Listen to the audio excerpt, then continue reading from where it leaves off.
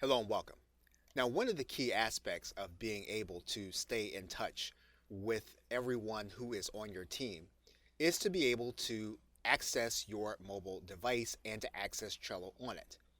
So, what you will need to do is to make sure that you have Trello enabled on your mobile device, and you can do that by going to either the App Store if you are an iOS user or the Play Store if you are a Google Android user. You will search for the app and then you'll go to your particular app store. Once you see the Trello app, you'll need to get it onto your mobile device. Once you have the app downloaded, you'll then want to click Open. You'll need to then determine whether or not you want to have Trello send you notifications. If you are working on a particular project, you can.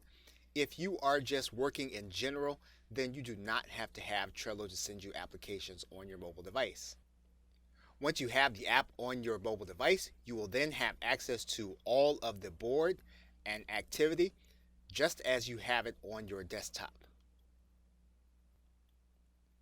In order to access a particular card, all you'll need to do is to press on top of the area and it will expand into the card and all of the contents. Okay, so with that, thanks, and I will see you in another video.